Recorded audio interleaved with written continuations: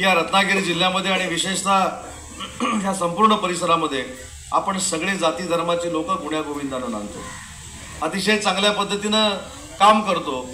व छोटा मच्छीमार असेल, लापणकार असेल, ट्रॉलरवाला असेल, गिलनेटवाला असेल, बलाववाला असेल, ही सगळी लोक आपण एकत्र येऊन काम करतो. आपल्यामध्ये कुठेही वाद नाही, परंतु आपल्यामध्ये काही लोक वाद लावण्याचा प्रयत्न करतात.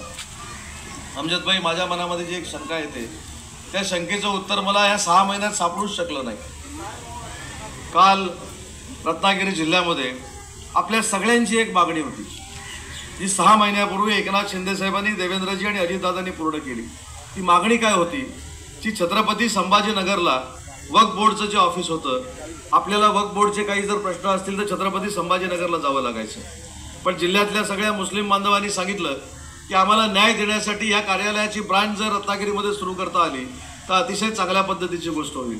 ती आपण 6 महिन्यापूर्वी सुरू केली, त्याचं इंटेरियर केलं आणि त्याचा लोकार्पण सोहळा होता. आणि त्याला काही लोकांनी, मोजक्या लोकांनी विरोध केला.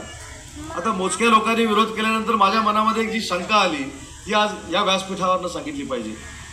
त्याच्यामध्ये प्रश्न तुमचे सुटणार आहेत, परंतु 2-3 महिन्यापूर्वी लोकसभेची जी निवडणूक झाली त्याच्यामध्ये जे खोटं नाटं सांगितलं गेलं, त्या खोटं नाटं सांगितल्यामुळं काही मंडळी, काही लोक यांनी मतदान उबाठाच्या बाजूनं केलं. पण काल ज्यावेळी वक्फ बोर्डाच्या कार्यालयाला विरोध झाला त्यावेळी ज्यांना तुम्ही मतदान केलं होतं ते तुमच्या बाजूनं कुठं उभं राहिले? तुमच्या बाजूनं उभं राहणारे एकनाथ शिंदे साहेबांच्या शिवसेनेतलेच पदाधिकारी होते.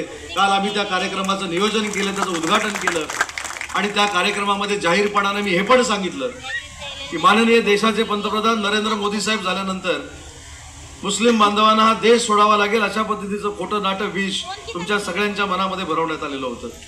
परंतु नरेंद्र मोदी देशाचे पंतप्रधान झाले.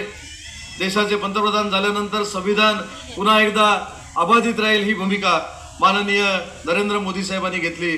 परंतु आमचे विरोधक ज्यावेळी अमेरिकेला गेले तेव्हा अमेरिकेला त्यांनी जाऊन सांगितलं की तुमचं सगळ्यांचं आरक्षण आमचं सरकार आलं तर आम्ही काढून घेणार आहोत. तुम्हाला देखील आरक्षण आहे, आपल्या कोकणी मुस्लिम बांधवांना देखील ओबीसीचं आरक्षण आहे आणि ते ओबीसीचं आरक्षण आम्ही काढून घेऊ असं सांगणारे कोण आहेत? तर ते काँग्रेसचे नेते आहेत. आता तरी आपल्या सगळ्यांचे डोळे उघडले पाहिजेत. जे तुमचं जेटीचं काम करतायत, जे तुमच्या सुखदुःखामध्ये कायमस्वरूपी येत आहेत, जे तुम्हाला लाडकी बहीण म्हणून पैसे वर्ग करतायत, अशा लोकांचं समर्थन भविष्यामध्ये करावं एवढीच विनंती आज या कार्यक्रमाच्या निमित्तानं मी करतो. आज एवढी सगळी गर्दी बघितल्यानंतर अमजदभाई, काही लोकांच्या पायाखालची वाळू देखील सरकणार आहे. पण त्याच्यामध्ये तर आमचा दोष काय, भयांचा दोष काय? तुम्ही न केलेली कामं आम्ही 10 वर्षामध्ये करतोय. तुमच्या सगळ्या समाजांना, जातींना, धर्मांना आम्ही न्याय मिळवून देतोय. तर अशी गर्दी ही आता आणि अशीच गर्दी ही कायमस्वरूपी आता राहणार आहे. त्याच्यामुळे तुम्ही देखील निर्णय घेतला पाहिजे की जी विकासाची कामं फार चांगल्या पद्धतीने या राजापूर तालुक्यामध्ये होत आहेत ती कोणाच्या माध्यमातून होत आहेत याचं देखील आत्मचिंतन आपण सगळ्यांनी केलं पाहिजे. अमजदभाई आता मला सांगत होते की पाण्याची नळपाणी योजना, अमजदभाई तुम्ही अजिबात चिंता करू नका. पाण्याची योजना असतील, पाकाड्यांची कामं असतील, रस्त्याची कामं असतील, जेटीची कामं असतील, ही आता आम्हीच करणार आहोत. आता दुसरा कोणी इथं काम करायला येणार नाही.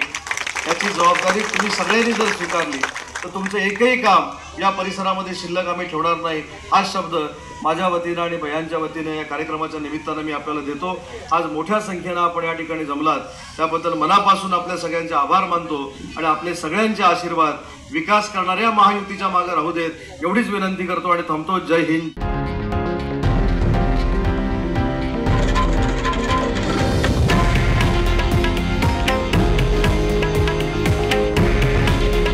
हे आहे देशातील नंबर 1 न्यूज नेटवर्क आणि आपण पाहत आहात TV9 मराठी. काळजी तुमची, हित महाराष्ट्राचं.